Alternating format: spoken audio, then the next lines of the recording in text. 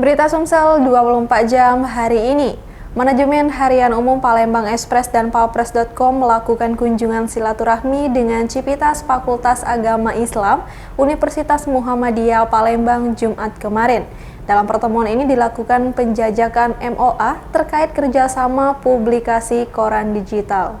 Dekan Fakultas Agama Islam Universitas Muhammadiyah Palembang, Dr. Purmansyah Aryadi dan jajaran menyambut hangat rombongan Harian Umum Palembang Express yang dipimpin General Manager Tri Nurwanto dan pemimpin redaksi Muhammad Iqbal. Dalam pertemuan ini, manajemen Harian Umum Palembang Express melakukan penjajakan Memorandum of Agreement terkait kerjasama publikasi koran digital dengan Fakultas Agama Islam Universitas Muhammadiyah Palembang. Dekan Fakultas Agama Islam Universitas Muhammadiyah Palembang, Dr. Purmansyah didampingi Wakil Dekan 1 Rili Tawati mengaku bahagia atas silaturahmi yang sudah dibangun manajemen Harian Umum Palembang Express dan Palpres.com. Dr. Purmansyah menyebutkan saat ini Fakultas Agama Islam Universitas Muhammadiyah Palembang memiliki 4 program studi, yakni Pendidikan Agama Islam, Komunikasi dan Penyiaran Islam, Ekonomi Syariah, dan Ahwal Al-Syahsiyah atau Hukum Keluarga. Pak, bagaimana dengan rencana kerjasama dengan Palpres ini gimana? Ya, alhamdulillah tadi sudah kita dapat kunjungan dari Palembang Express. Tentunya nanti insya Allah kita harapkan akan ada MOA-nya, tentu nanti juga ada MOU. Dan silaturahim pada hari ini awal dari kita mengadakan kerjasama. Prodi kita kan ada 4 Pak ya? Ya. Prodi apa Pak yang paling diminati Pak kalau di sini? Ya, kalau mahasiswa yang paling banyak kita di Pendidikan Agama Islam. Ya, tapi di Fakultas Agama Islam ini ada 4 prodi. Yang pertama tadi Pendidikan Agama Islam, kemudian Komunikasi Penyiaran Islam, Ekonomi Syariah, dan Ahwal Syahsiyah atau Hukum Keluarga. Sementara itu, General Manager Harian Umum Palembang Express, Tri Nurwanto menjelaskan, Harian Umum Palembang Express sudah bertransformasi ke koran digital dengan format portable dokumen format atau PDF dan online. Usaha tersebut dilakukan sebagai upaya menjangkau pembaca untuk kalangan milenial. Dia berharap kehadiran media online ini bisa ikut membantu dalam mempublikasikan kegiatan di Universitas Muhammadiyah Palembang, termasuk di dalamnya Fakultas Agama Islam. Reporter Sri Depi, juru kamera Firyansyah, Palpres.com. Pemirsa, Dinas Perdagangan dan Perindustrian Kabupaten Musi Banyuasin mendapati sejumlah minimarket bandel yang mengaku kehabisan stok minyak goreng padahal menahannya di gudang. Hal itu diketahui saat Dinas Perdagangan dan Perindustrian Mubah melakukan inspeksi mendadak ke sejumlah minimarket di Kecamatan Sekayu. Ini dilakukan untuk mengetahui kondisi stok minyak goreng setelah penetapan satu harga dari pemerintah pusat sebesar Rp14.000 per liter. Dalam sidak lanjut Aziza, pihaknya memantau ketersediaan stok dan penjualannya harus sesuai dengan ketentuan yang telah ditetapkan. Setiap satu pembeli hanya bisa mendapatkan minyak goreng 2 liter. Ia menegaskan, kalau ada minimarket yang menahan minyak goreng di gudangnya, sesuai instruksi Menteri Perdagangan akan ditindak tegas dengan dicabut izinnya.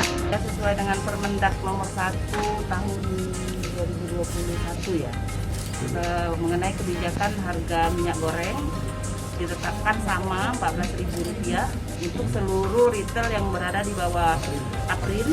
Jadi kami hari ini, sebenarnya dari kemarin hari ini berturut-turut melakukan pemantauan di toko-toko modern seperti di Alfamart dan Indomaret untuk mengecek satu stok minyak goreng ini, kemudian penjualannya harus sesuai dengan ketentuan yang sudah ditetapkan oleh pemerintah. Bu, hasil dari pemantauan ini apa Bu?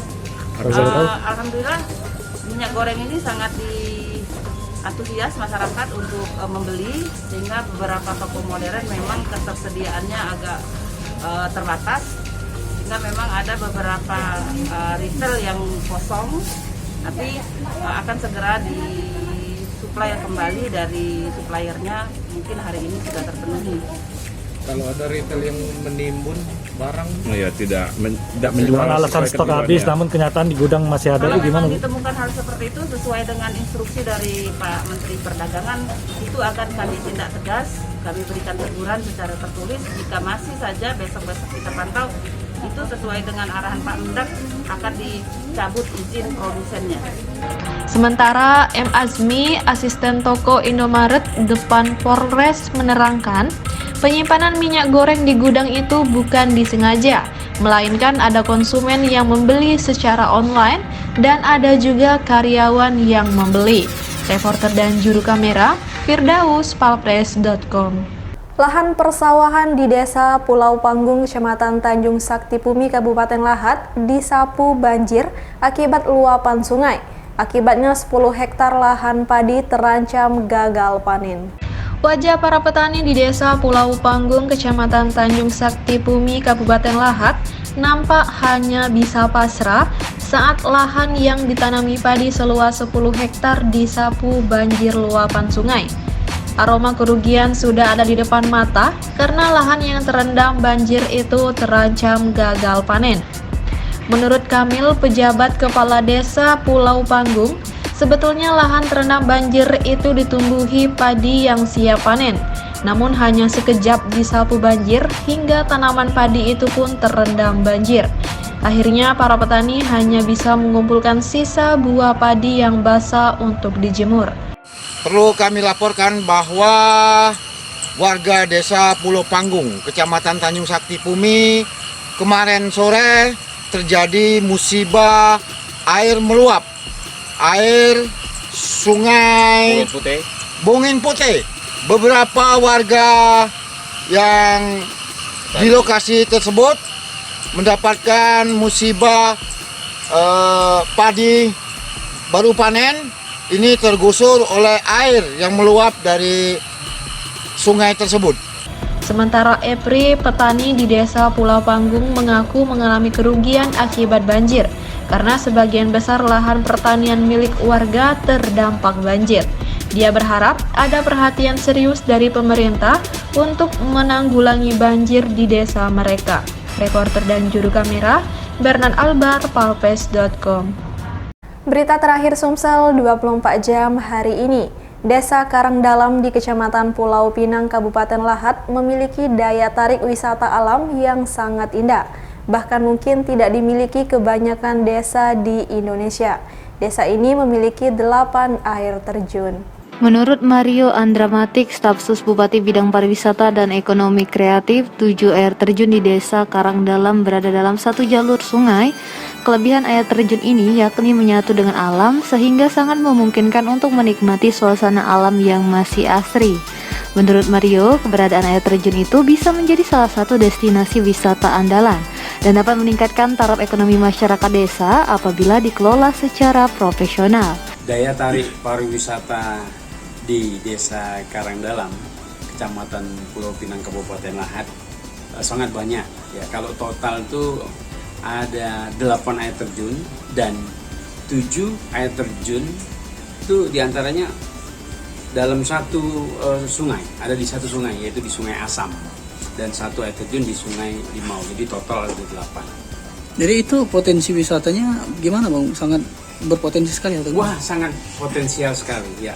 Karena tidak banyak satu desa ada 8 air terjun, tidak banyak, apalagi Desa Karangdalam kita ketahui bersama sangat dekat dengan pusat kabupaten, hanya 14 kilo.